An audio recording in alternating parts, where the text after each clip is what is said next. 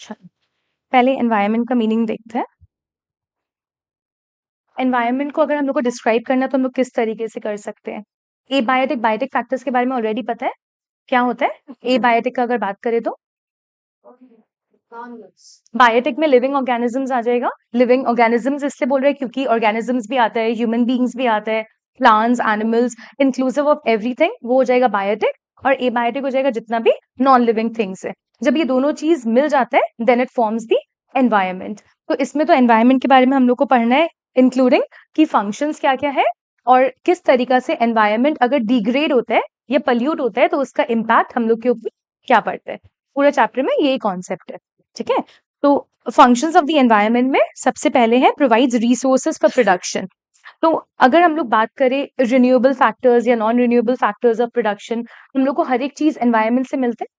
अगर हम लोग सन, लैंड, वाटर, एयर, और अगर हम लोग रिसोर्सेज का बात करें जैसे जितना भी फॉसिल फ्यूल्स हो गया, मिनरल रिसोर्सेज हो गया, हम लोग को हर एक चीज एनवायरनमेंट से मिलता है। मतलब अगर एनवायरनमेंट नहीं होगा तो these things can be produce by human beings.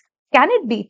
No. तो ये सारा चीज ह्यूमन बीइंग्स अगर प्रोड्यूस नहीं कर सकते, प्रोडक्शन के टाइम पे अगर ये सारा चीज नहीं होगा तो we won't be able to produce anything of significance. अगर हम लोग को कोई चीज प्रोड्यूस करना है तो उसके लिए हम लोग को ये सारा रिसोर्सेज चाहिए which is provided by the environment.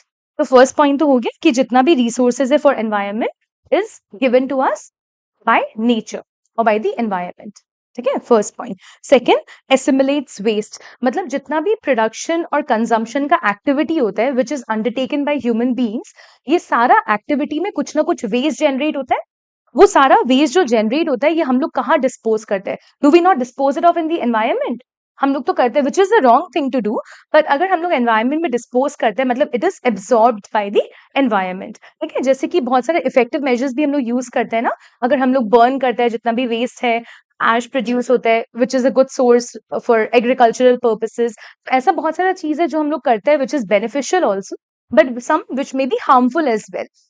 लेकिन अगर बेनिफिशियल भी है या हार्मफुल भी है, it is all absorbed by the environment. Production और कंजम्पशन के एक्टिविटीज में जितना भी वेस्ट जनरेट होता है is all absorb by the environment. ये सेकेंड पॉइंट है।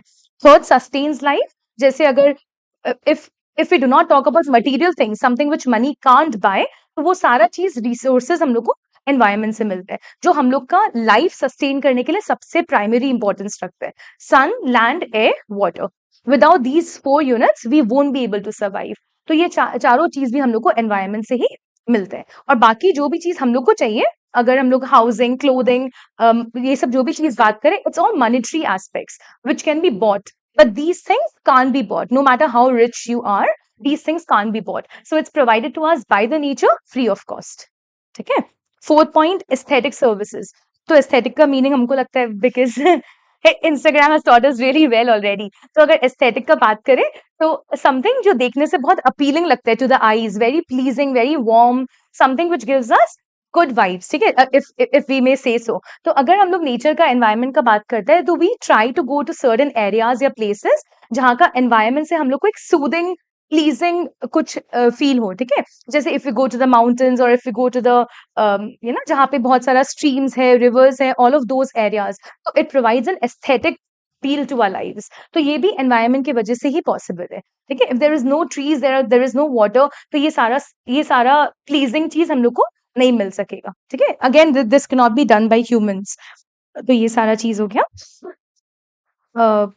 जैसे इसमें कैरिंग कैपेसिटी बता रहा है कि कैरिंग कैपेसिटी क्या होता है। अगर एक टॉपिक हम लोग के पास ऑलरेडी आगे भी आएगा, सस्टेनेबल डेवलपमेंट, जो हमको लगता है हम लोग ऑलरेडी चैप्टर्स में पढ़ चुके हैं, तो हम लोग को मालूम है कि सस्टेनेबल डेवलपमेंट क्या होता है। तो अगर हम लोग कैरिंग कैपेसिटी की बात करें तो ये कॉन्सेप्ट उस कॉन्सेप्ट से थोड़ा बहुत रिलेटेड है। कैसे है? जैसे first point, resource extraction should remain below the rate of resource regeneration. अगर हम लोग को रिसोर्स, एक second,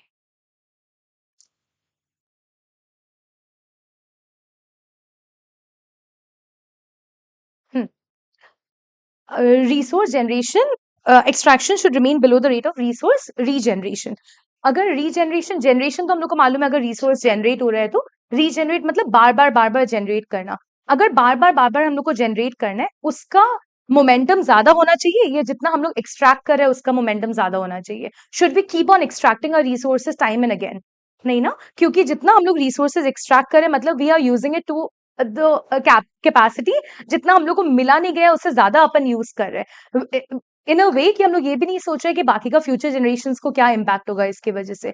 we are using it to the fullest potential that's available to us. तो इसकी वजह से resources we are indirectly exploiting them, we are not using them as much जितना हम लोग एक्सप्लॉइट करें because it's available to us free of cost, तो हम लोग उसको एक्सप्लॉइट करते हैं। तो that thing should not be done. अगर वो बंद हो जाएगा तो बार बार रीजनरेट करने का मौका नहीं आएगा।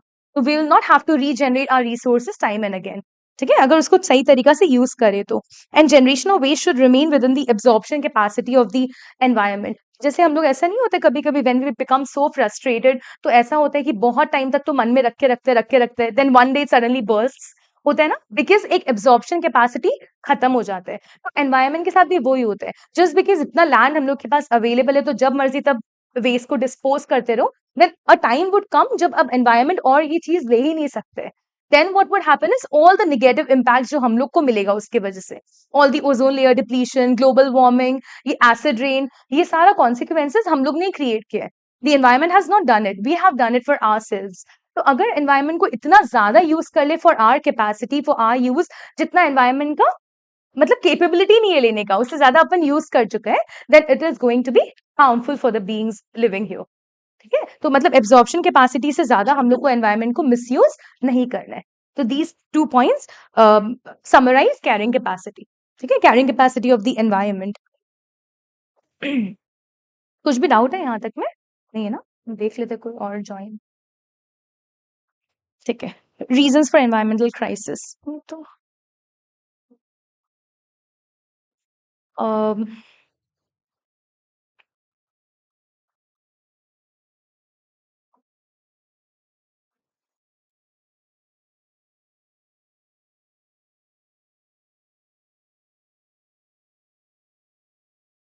मतलब ये वाला टॉपिक में हम लोग को ये सब पॉइंट समराइज करके बताते हैं कि जब पहले तो ऐसा नहीं होता था कि एनवायरनमेंट को इतना ज्यादा मिसयूज किया जाता था जितना अब किया जाता है। तो क्या मतलब कॉजेज या रीजंस या वजह हो सकता है जिसकी वजह से अब एनवायरनमेंट बहुत ज्यादा डिग्रेड हो रहा है?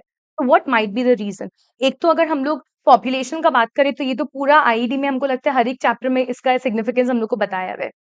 तो अगर हम लोग पॉपुलेशन एक्सप्लोजन का बात करें, can it be a reason for environmental degradation also? हो सकता है ना, मोस्ट डेफिनेटली, क्योंकि जितना ज्यादा पॉपुलेशन उतना ज्यादा over use of land, over use of any kind of resources that's available to us by the environment. हर एक चीज का हद से ज्यादा यूज हो जाना ओवर पॉपुलेशन का एक, वो भी एक रीजन हो सकता है। अगर ओवर पॉपुलेशन है तो यहाँ अगर हम लोग पॉवर्टी का बात करें तो पॉवर्टी हो सकता है या नहीं, बस सोच के बताओ कि अगर हम लोग पॉवर्टी का बात करें तो can it be a reason for environmental degradation?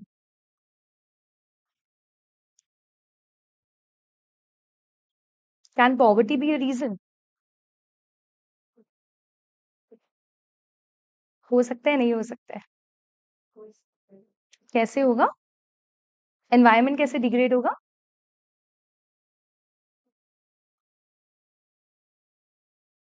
कोई भी आइडिया?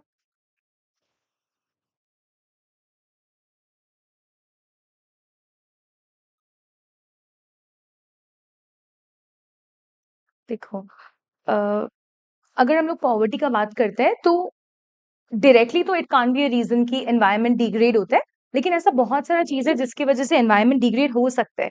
जैसे अगर हम लोग उनका ये बात करें कि अगर फार्मर्स और पेजेंट्स इन लोग का सिनेरियो अगर हम लोग लेते हैं, they work on a very small piece of land, है ना? अगर छोटा छोटा जमीन में उन लोग काम करते हैं जनरली, अगर खुद का है तो भी, अगर रेंट में लेता भी है तो इतना ज्यादा बड़ा बड़ा जमीन उन लोग अवेल नहीं कर सकते, तो they work on smaller patches of land.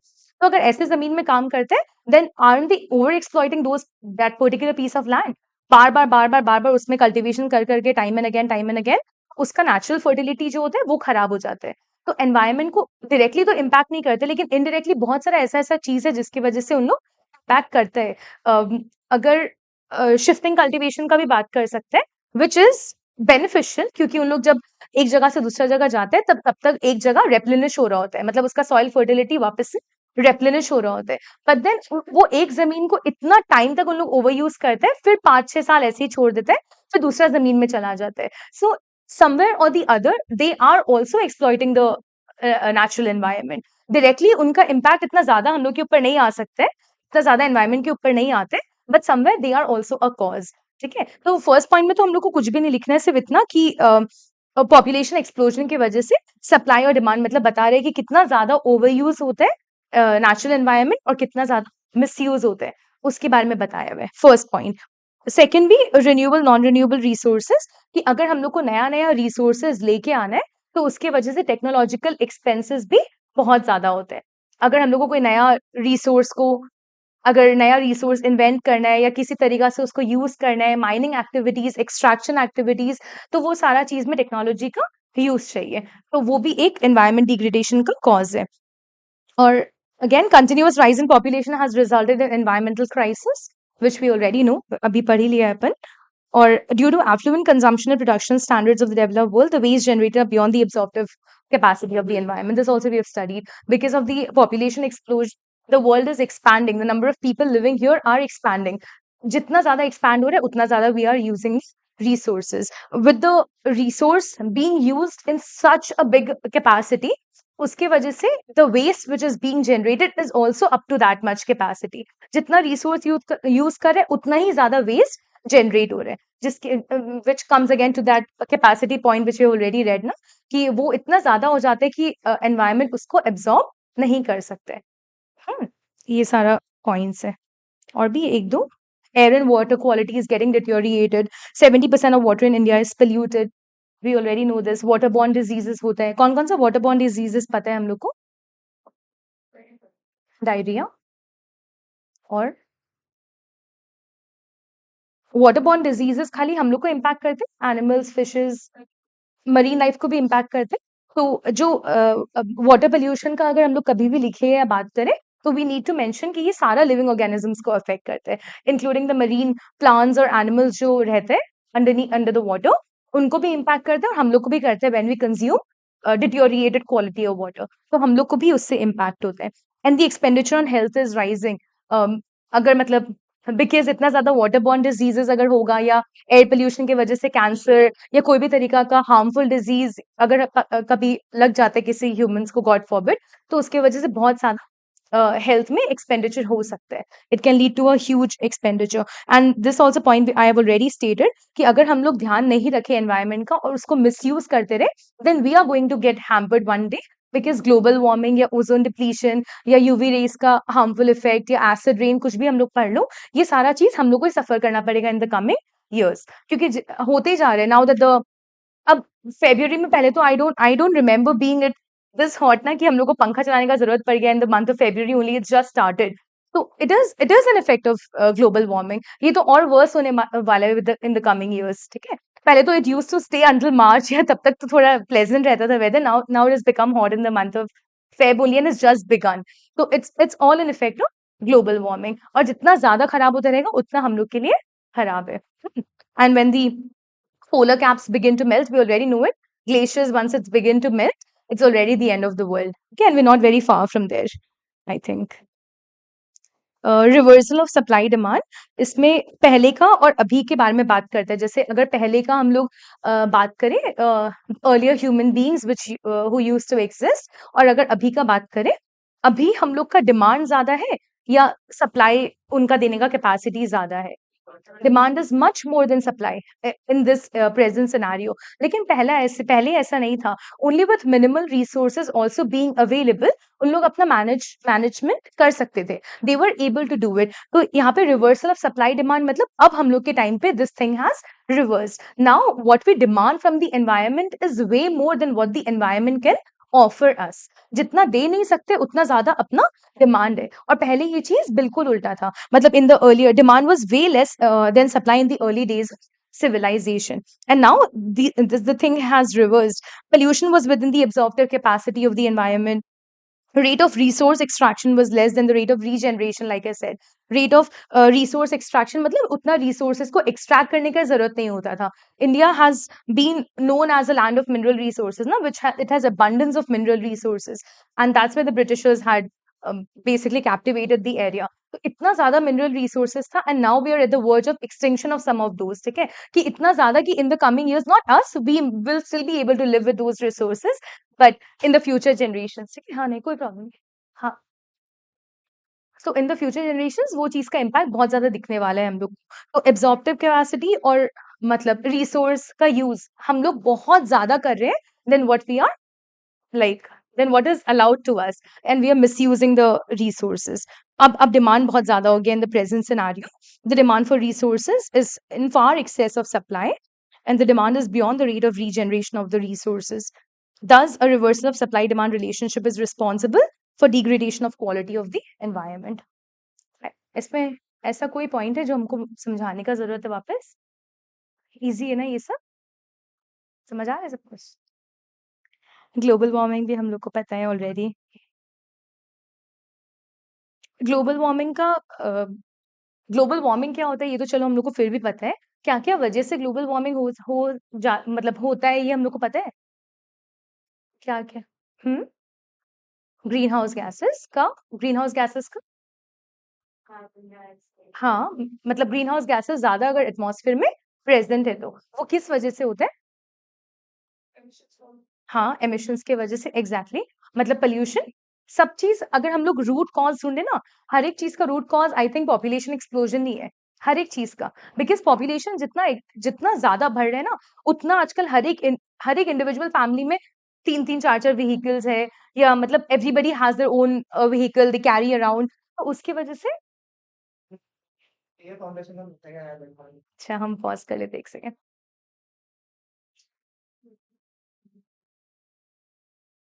ठीक है, गैंजेटिक प्लेन्स हो गया, Gangetic plains are considered as one of the most fertile, but why are plains considered as one of the most fertile areas, और वहां पे population बहुत ज्यादा होता है?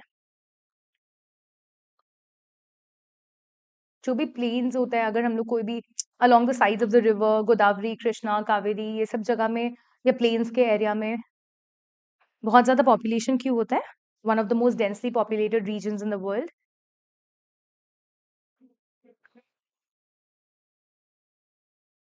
मिनरल्स, मतलब अगर हम लोग, इतना इजी तो है, अगर हम लोग रिवर से सराउंडेड है तो वहाँ पॉपुलेशन ज्यादा क्यों होगा?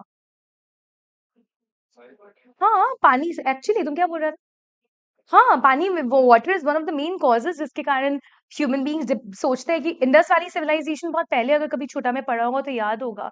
One of the earliest civilisations to ever occur, वहाँ पे इतना ज़्यादा पॉपुलेशन आया ही इससे था because it was surrounded by a river, जिससे अगर पानी, नाइल रिवर, तो अगर वो पानी है, रिवर है, मतलब पानी का फैसिलिटी है at all times, people will die to live there, और ऊपर से अगर पानी होता है तो उसकी वजह से सॉइल बहुत ज़्यादा फर्टाइल होता है।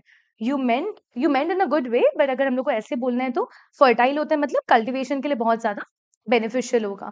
If you are getting food, if you are getting water, what else do you need to live a healthy life as such?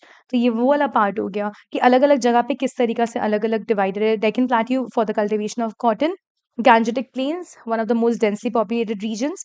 Forest is always unevenly distributed. कहीं पे है, कहीं पे नहीं है, कहीं पे बहुत ज्यादा lush green forest है, so it's all unevenly distributed.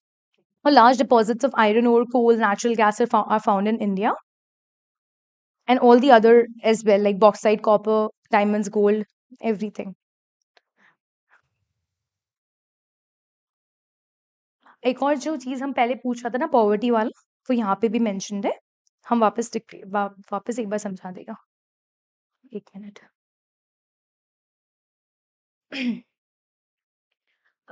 यहाँ पे एक चीज बताया है कि इंडिया का एनवायरमेंटल प्रॉब्लम जो है, इट पोजेस अ डाइकोटोमी, ठीक है, ये लिखा हुआ दिख रहा है ना अपने को? तो it means a contrast between two things that are और represented as being entirely different. First point में हम लोग को बताते हैं, like we were discussing earlier, अगर हम लोग पॉवर्टी का बात करें तो how can poverty also be a cause of environmental degradation? तो वो क्यों होता है?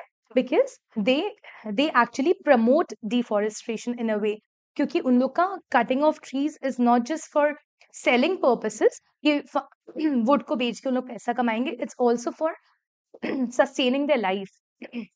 उन लोग को फ्यूअल वुड जो मिलता है या टिम्बर जो मिलता है, वो सारा चीज ट्रीज कट करने की वजह से ही मिलता है। So it's not only for selling those things and then earning money, it's also for their livelihood. They won't be able to survive if they do not cut down trees. Poverty, जैसे हम लोग को जरूरत नहीं है, we have stove in our homes और हम लोग काम कर सकते हैं, we can cook there, but they can't. उन लोग को अगर firewood नहीं मिलेगा तो then they won't be able to make food as well. उन लोग को firewood बहुत ज्यादा important है. तो cutting of trees का मतलब हम लोग को ये बता रहे हैं कि environment में किस तरीके से दो चीज देखने के लिए मिलते हैं. First तो poverty की वजह से trees उनको काटना पड़ रहा है because it is a source of livelihood for them, otherwise they won't be able to eat, or grazing of animals की वजह से भी, like most of them who are farmers are related to farming activities, उन लोग को अपना cattle को graze करवाना पड़ेगा to procure dairy products. ठीक है, to procure milk and other dairy products they'll have to let their animals graze in the forest. और जब graze हो जाता है कोई area में, अगर animals graze कर रहे हैं वहां पे, तो वहां का land quality does it remain suitable for cultivation anymore? It does not. वो ओवरग्रेजिंग की वजह से वो पूरा लैंड का क्वालिटी खराब हो जाता है, वहां पे कल्टीवेशन नहीं किया जा सकता है. ठीक है, तो ये वो वाला चीज भी हो गया. And affluence in living standards मतलब हम लोग का जैसे जैसे लिविंग स्टैंडर्ड्स बढ़ते जा रहे हैं वैसे वैसे एनवायरनमेंट डिग्रेड हो रहा है. बिकॉज जितना ज्यादा मतलब हम लोग के पास अभी पैसा आ रहा है और कंफर्ट्स आ रहा है of living, the better standard of living that we have. जैसे पहले अगर ऐसा कभी होता था कि पूरे घर में एक एसी है, तो now every room has one. So it means that we are increasing our standards of living, और जितना standards of living बढ़ रहा है उतना ज्यादा environment degrade हो रहा है. तो एक तरफ तो बता रहा है कि it means a contrast. Why does it mean a contrast? Is because one way it's showing how the poor people are dependent on cutting down trees, और किस तरीका से उन लोग environment को degrade कर रहे हैं, and why are we degrading. दोनों चीज में कितना कॉन्ट्रास्ट है. उनको चाहिए फायरवुड अपने खाना बनाने के लिए और ये सब काम करने के लिए, ग्रेजिंग करवाने के लिए कैटल का, दे नीड फॉरेस्ट एरिया, और हम लोग को चाहिए just because we need a more comfortable standard of living. तो that is why it shows a dichotomy which means a contrast. ठीक है, ये चीज बताने के लिए ये पॉइंट बताया है. और pollution from vehicles and industries, like I was mentioning again earlier, कि अगर एक फैमिली है 4 जन है तो चारों के पास एक एक व्हीकल है. ठीक है, तो हम लोग एनवायरमेंट को पोल्यूट करें just because our needs are rising, and they are polluting the environment just because they need to sustain. So such a major difference. हम लोग को सिर्फ expand करने के लिए चाहिए अपना lifestyle, and they just need to sustain. तो बट दोनों चीज की वजह से environment खराब होता है, क्वालिटी खराब होता है. challenges हम लोग को वापस से करना है क्या? लैंड डिग्रेडेशन और ये सब नेचुरल मैन मेड एक्टिविटीज, सब चीज की वजह से लैंड डिग्रेड होता है. Loss of vegetation due to deforestation. Deforestation जब हो रहा है मतलब कटिंग डाउन ट्रीज, अगर कटिंग डाउन ट्रीज हो रहा है तो what is one of the major reasons why trees are being cut? अगर पॉपुलेशन बढ़ रहा है then why are trees being cut? For, very good, for settlement purposes. हम वही बता रहा था. तो loss of vegetation due to deforestation मतलब सेटलमेंट पर्पसेस की वजह से. तो सेटलमेंट की वजह से अगर लैंड क्लियर किया जा रहा है और वहाँ होम्स एंड बिल्डिंग्स बनाया जा रहा है, people are able to live, but cultivation का जगह खत्म, कल्टिवेशन नहीं किया जाएगा, तो लॉस ऑफ वेजिटेशन अपने आप ऑकर करेगा.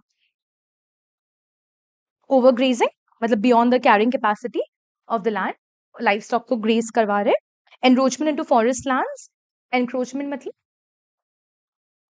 कोई कोई ऐसा फॉरेस्ट एरियाज होता है ना जो रिजर्व्ड होता है ना? क्यों होता है वो रिजर्व्ड? हाँ, कोई कोई तो एरियाज ऐसा, सैंक्चुरीज ये सब ऐसा होता है क्योंकि वहां का वाइल्ड लाइफ को बचा के रख सके.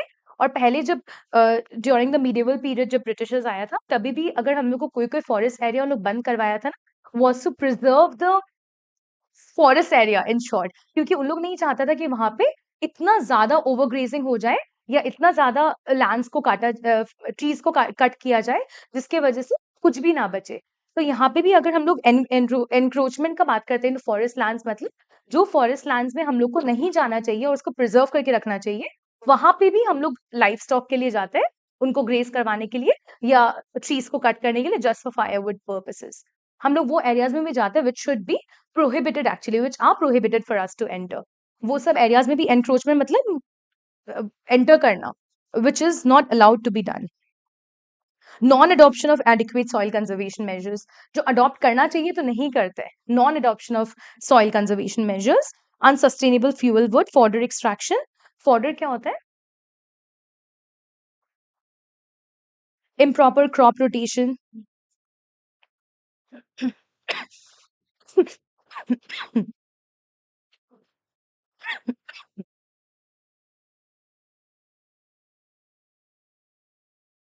इतना लंबा टाना है इस चैप्टर को, हम वही सोच रहे हैं।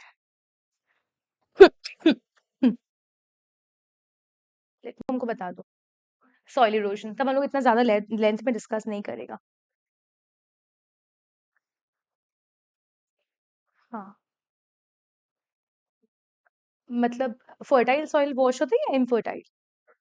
फर्टाइल मतलब the top layer of the soil, है ना। सॉइल इरोजन का सबसे प्राइमरी चीज याद रखने के लिए ये है कि बिकॉज ऑफ रेन अगर top most layer of the soil gets eroded और वॉश्ड अवे तो उसको हम लोग सॉइल इरोजन बोलते हैं। एंड टॉप मोस्ट लेयर मतलब the fertile layer of the soil, अगर वो वॉश अवे हो जाए then cultivation won't be it won't be that effective as it should. तो ये तो वन ऑफ द रीजंस हो गया, through excessive rains, through excessive floods, और डिफॉरेस्टेशन की वजह से भी होता है because trees basically hold the soil, they basically hold the soil. तो जितना ज्यादा ट्रीज कट होगा उतना ज्यादा soil will become loose, it would become loose and it would be more vulnerable to rains और फ्लड्स, ज्यादा वल्नरेबल हो जाएगा। सो एंड बायोडाइवर्सिटी लॉस मतलब जितना भी अगर marine animals, normal living animals, plants, हम लोग जिसका भी बात करें, ऑल लिविंग सोर्सेस, उनका लॉस होना इज बिकॉज कि अगर पोल्यूशन होता है तो they are also getting affected. अगर लैंड्स कट होता है, फॉरेस्ट कट होता है, मतलब उनका हैबिटेट डिस्ट्रॉय हो रहा है। अगर उनका हैबिटेट डिस्ट्रॉय हो रहा है तो it causes harm to them. और एक्वेटिक तो होना ही है because of water pollution, aquatic animals और प्लांट्स का भी उनका भी सॉरी हैबिटेट डिस्ट्रॉय होता है। तो this is also one. Air pollution, air pollution तो हाँ, emission of non-wanted gases, non-wanted gases from factories, from vehicles, even from homes, chimneys, kahin se bhi aao, might be a reason for air pollution. India is one of the 10 most industrialized nations of the world, and we still call it developing. So one of the 10, one of the 10 most is a big thing.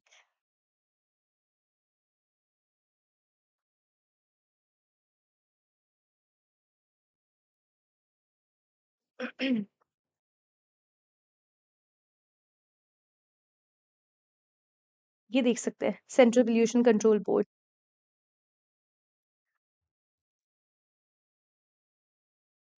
इसके बाद का topic सबसे important है, sustainable development, उसको हम लोग को थोड़ा अच्छे से डिस्कस करना पड़ेगा। एक बार कंट्रोल बोर्ड खाली देख लो, मतलब it has been set up by the government of India. किस किस वजह से वो हम लोग देख सकते हैं। फर्स्ट पॉइंट है, they investigate, collect and disseminate information relating to water, air and land pollution, lay down standards for sewage or treat effluent and emissions.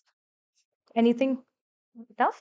मतलब कुछ नहीं, वाटर, एयर, लैंड पोल्यूशन से related data and information collect करते हैं and they come to know, they lay down standards कि कितना ज्यादा किस तरीका से डिटोरिएटेड क्वालिटी में इन लोग ऑलरेडी है और उसको कैसे ट्रीट करके ठीक करना है, वो इनका काम है। First point. Second point, government को असिस्ट करता है so that cleanliness of streams and wells can be done. ठीक है, prevention, control and abatement of water and air pollution in the country, मतलब to prevent, control and stop the misuse of water and air, land pollution, water and land pollution, उसको stop करना, उसको इतना ज्यादा misuse ना करना। To carry out and sponsor investigation and research relating to problems of water and air pollution, again the prevention, control और abatement। देखो, in short अगर हम लोग को बात करना है, अगर खाली याद रखने का एक तरीका, अगर हम लोग को पोल्यूशन कंट्रोल बोर्ड, इसका नाम है ऑलरेडी, ठीक है, पोल्यूशन कंट्रोल बोर्ड, नाम से पता चलता है what is the main objective, controlling pollution. अगर एज एन इंडिविजुअल मेरे को बोला जाए कि मेरे को पोल्यूशन कैसे कंट्रोल करना है, तो what steps can I take, सबसे पहला काम मेरा क्या होगा कि हमको ये जानना पड़ेगा पोल्यूशन हो कहाँ से रहा है ना। Without that pollution can't be controlled. तो फर्स्ट पॉइंट मेरे लिए क्या होगा, to collect all the information, investigate and collect information जहां जहां से पोल्यूशन होता है, and all the sources I will assess, land, water, air, हम तीनों, noise pollution also, but all the 3-4 major sources हम असेस करेगा and I will find out information why and how are they causing pollution to the environment, or are they hampering the environment. First point. Second, जिस चीज की वजह से pollution हो रहा है, मतलब we need to clean those areas. नहीं तो पोल्यूशन तो हमेशा, पोल्यूशन मीन्स अनवांटेड सामान का रहना, तो अगर वो अनवांटेड हटाना है मतलब हम लोग को क्लीन आउट करना है। तो सेकंड पॉइंट हो गया क्लेanliness, हमको क्लेanliness प्रमोट करना है। एंड स्ट्रीम्स एंड वेल्स, मतलब यहाँ पे खाली क्योंकि primary focus water air pollution में दिया है सेकंड पॉइंट में, इसलिए हम लोग खाली स्ट्रीम्स, वेल्स और एयर क्वालिटी और ये सब के बारे में बात कर रहे हैं कि जितना हो सके वहां पे क्लेanliness और हाइजीन को प्रमोट करे। क्लीन वाटर होगा तो ऑटोमेटिकली वाटर पोल्यूशन रिड्यूस हो जाएगा। सेकेंड। थर्ड, अगेन ये मतलब जैसे फर्स्ट पॉइंट में हम लोग ये पढ़ा था कि हम लोग को इन्वेस्टिगेट करना है खाली कि कहाँ कहाँ पे और किस किस वजह से land pollution, water pollution, air pollution होते हैं। थर्ड पॉइंट में बताया है कि after carrying out investigation and research हम लोग को ये ट्राई करना है कि उनको कंट्रोल कैसे करें। The first point did not mention anything about controlling those. The first point only mention कि हमको रिसर्च करना है। I just need to find out information and data. Third point mentions कि हमको उनको कैसे कंट्रोल करना है एंड अबेट करना है। Abate is to stop further expansion of all of these pollution. हमको स्टॉप करना है टू सम एक्सटेंट, तो उसकी वजह से prevention and control needs to be done. ठीक है, फर्स्ट और थर्ड पॉइंट एकदम इंटर रिलेटेड है, याद आ जाएगा। और फोर्थ पॉइंट, हम लोग को मास मीडिया का यहाँ पे जरूरत क्यों है ना, क्योंकि the major population of India, अगर हम लोग बात करें, इज एन इलिटरेट पॉपुलेशन। ठीक है, अगर मास अगर तुम अवेयरनेस क्रिएट नहीं करेगा, it means mass awareness create करने के लिए बहुत सारा चीज है। जैसे टीवी चूज कर सकते हैं, रेडियो चूज कर सकते हैं, मैगजीन्स हो सकते हैं, न्यूज़पेपर्स हो सकते हैं। Some of these are for the literate group of people, some of these are for the illiterate group of people. तो मास अवेयरनेस करना इसलिए जरूरी है because even if people are unable to read और understand और write, they can at least hear and understand. तो इसीलिए TVs में, रेडियोज में, कहीं पे भी न्यूज में we need to keep on promoting कि हम लोग को किस तरीका से एनवायरमेंट को प्रोटेक्ट करना चाहिए, so that even the uneducated masses can understand, because they constitute a major population of our country. तो उनको समझना भी बहुत ज्यादा जरूरी है। And to give a proper code, ये जो कोड और मैनुअल्स और गाइडलाइंस देगा ना, ये किसको देगा? Mainly to industries, mainly to industries, कि उनको अपना सीवेज को किस तरीका से डिस्पोज करना है। नॉट जस्ट बिकॉज कि यहाँ पे फैक्ट्री सिचुएटेड है, सामने वाटर बॉडी है, तो वहीं पे जाके सारा सामान फेंक दो। That is not the ideal way of disposing garbage. उन लोग को कोड्स देना पड़ेगा। Now they are also penalize for these actions. उन लोग इस तरीका से डिस्पोज भी नहीं कर सकते। They have to maintain an eco friendly way of disposing their garbage. तो ये चीज has been possible because of control boards. ठीक है, pollution control boards. And again assess the air quality regulation of industries. अभी हम लोग को पता चलता है ना, नाउ पहले तो इतना चर्चा में नहीं आता था, but now don't we hear those things कि दिल्ली का हम लोग को पता चलता है पॉपुलेशन पोल्यूशन इतना इंडेक्स में है अभी। We all see those things now in the news. Now it is become even more popular. बहुत ज्यादा डिस्कशन में रहते हैं बिकॉज इतना ज्यादा air quality. And we receive the news few days back ना कि गुवाहाटी भी has been reaching up to that level कि इतना ज्यादा pollution हो गया। nowadays it's impossible for us to travel, it seems, to some extent। तो वो सब मतलब assess the air quality खाली regulation of industries के बात नहीं है, even through vehicles and all, उस सब के थ्रू भी हम लोग को air regulation को check में रखना चाहिए, not to overuse those। तो आई थिंक समझ में आ गया ना, याद भी हो जाएगा। सबसे पहले तो खाली investigation and all. Third point में था कि हम लोग को उसको कंट्रोल करने के लिए भी हेल्प करना है। सेकंड में था कि वाटर इसको क्लीन करने के लिए क्लेanलीनेस को प्रमोट करना है।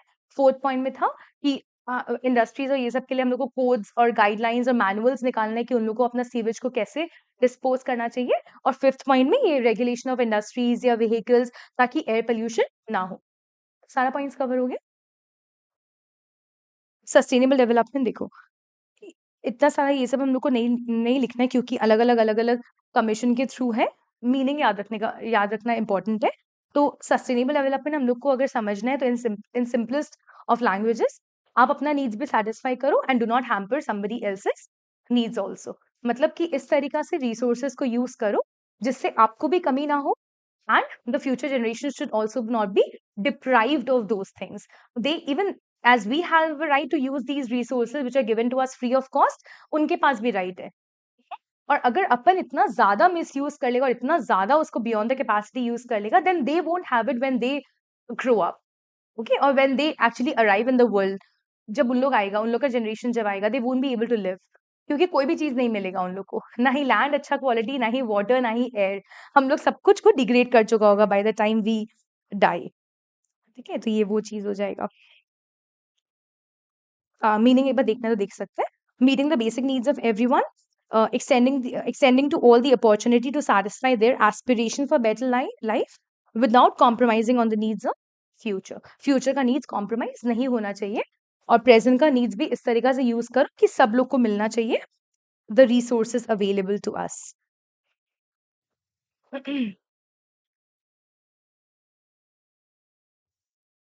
ये वाला क्वेश्चन।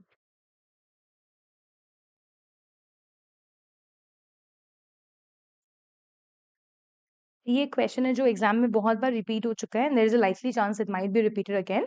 तो ये हम लोग अच्छे से देख सकते हैं। स्ट्रैटेजीज फॉर सस्टेनेबल डेवलपमेंट, मतलब ये सस्टेनेबल डेवलपमेंट हम लोग को अचीव करना कैसे है, ठीक है, कैसे अचीव करना है। फर्स्ट पॉइंट बहुत ईजी है, ये सारा पॉइंट्स भी हम लोग पहले पढ़ चुके हैं छोटा में। Use of non conventional source of energy. Conventional non conventional क्या होता है? सोर्सेस।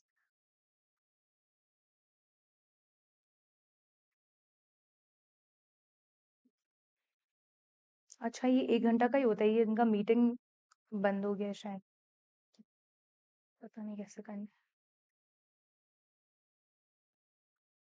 अच्छा, कन्वेंशनल नॉन कन्वेंशनल, अगर कोई भी चीज कन्वेंशनल होता है मतलब क्या होता है कि जो चीज चलते आ रहा है हम लोग उसी का यूज करते हैं, है ना। जैसे हम लोग बोलते हैं कि कन्वेंशनल मतलब ये बहुत मेन स्ट्रीम हो गया ना, don't we use that term, कि ये तो बहुत कॉमन हो चुका है, हर जन यूज करते हैं। So that is conventional. Non conventional मतलब क्या होगा, कुछ अलग चीज यूज करना। कन्वेंशनल तो हम लोग ऑलरेडी करते हैं, मतलब जिस तरीके से एनवायरमेंट पोल्यूट कर रहे हैं we already doing it. Non conventional मतलब क्या होगा, to improvise and think of something new जिससे एनवायरमेंट खराब ना हो, like using of solar panels, ठीक है, वो सब चीज का यूज करना is a non conventional way. Who would have thought a few years back कि इससे भी इलेक्ट्रिसिटी यूज किया जा सकता है और power can be generated. People did not know, otherwise अभी तक तो राजस्थान एंड ऑल में people would have taken advantage of solar energy to a great extent. They could not because उस समय तक इतना ज्यादा टेक्नोलॉजी का अवेयरनेस नहीं था। So to use non-conventional measures means to think out of the box. जो चीज एग्जिस्ट नहीं करता है उस चीज के बारे में सोचना कि उससे किस तरीका से एनवायरमेंट को प्रोटेक्ट किया जा सकता है। That is point number 1। मतलब always to find out cleaner and greener technologies which can be effectively used to replace what has already been hampering the environment। ठीक है, मतलब इस तरीका का चीज ढूंढना जो एनवायरमेंट को अभी खराब कर रहा है, उनका रिप्लेसमेंट और सब्सटीट्यूट ढूंढना, which is a better way, like CNG का यूज करना। ठीक है, सीएनजी का यूज करना व्हीकल्स में, solar panels we already I have already told you, LPG हो गया, ये सारा चीज का यूज करके एनवायरमेंट को ठीक किया जा सकता है टू अ ग्रेट एक्सटेंट। और यूज ऑफ क्लीनर फ्यूल्स, मतलब वही सीएनजी आ चुका है यहाँ पे भी। कंप्रेस नेचुरल गैस, कौन सा कलर का होता है इनका number plates? Green, green green, ठीक है। यहाँ पे देखने के लिए मिलता है ग्रीन नंबर प्लेट्स का, मिलता है। सीएनजी का भी होता है। हाँ, यहाँ पे नहीं मिलता है, बट अगर मेट्रोज में जाओ तो दिल्ली है। I was about to tell, I just visited a few days back. भरती है, भरती, मतलब इतना कैब्स है वहाँ पे, इतना कुछ है जो खाली है सीएनजी बेसिस में। And every station has that thing जहाँ पे आप वो करवा सकते हो। सो दैट इज, और वहाँ पे अगर यूज नहीं करोगे तो कहाँ करोगे, it's one of the most polluted cities ना, तो वहाँ पे यूज किया जाता है एनीवे। तो it's given also, I didn't know the use of CNG as fuel in public transport. It has lowered air pollution. Imagine if CNG was not there in Delhi, then what would have been the condition? तब तो पूरा हालत ही खराब होता। Now it in the lowered sense it is like this. तो अगर नहीं होता तो it would have been even worse. The air has become cleaner according to what they say. Wind power, wind turbines and all का use करना, windmills तो we have already seen, है ना, उनका use करके electricity can be generated. Initial cost is high. ऐसा बहुत सारा चीज होता है जिसका इनिशियल कॉस्ट हाई होता है लेकिन रनिंग कॉस्ट लो होता है। इनिशियल कॉस्ट हाई होता है, इसका ये मतलब है कि जब उसको सेटअप कर रहा होता है ना, तब it involves a lot of capital. लेकिन रनिंग कॉस्ट कमती होता है, इसका मतलब जब वो once it starts to function तब उसका रनिंग कॉस्ट बहुत मिनिमल है as compare to setting up. ठीक है, तो जब रनिंग कॉस्ट इतना कमती होता है तो आप बाकी चीज में जितना खर्चा करते हैं उससे बहुत कमती में आपको इस यहाँ से सब कुछ मिल जाएगा। तो वो विंड मिल्स के, विंड पावर के साथ भी होते हैं, सोलर पावर के साथ भी होता है इनफैक्ट, सोलर पावर के साथ भी।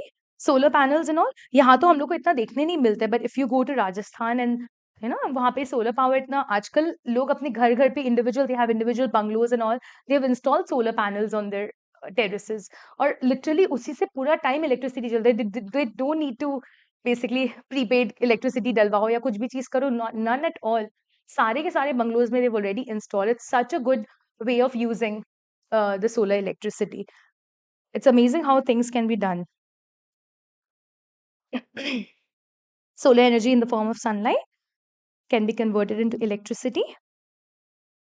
Mini hydel plants, मतलब वो hydroelectric प्लांट्स मतलब वाटर को यूज करके किस तरीके से इलेक्ट्रिसिटी प्रोड्यूस किया जा सकता है. Mountains, regions and streams are used to generate electricity. These are also environmental friendly. Traditional knowledge and practices मतलब वो पहले पहले का जो सिस्टम जब उन लोग फॉलो करते थे, when we had a much cleaner and greener environment, like using manure for agriculture purposes. अब फर्टिलाइजर्स, पेस्टिसाइड्स यूज मत करो because that degrades the land quality and all of that, using the traditional primitive measures. अगर वो सबको use करते, again it's environmental friendly. Use of biocompost, chemical fertilizers and all.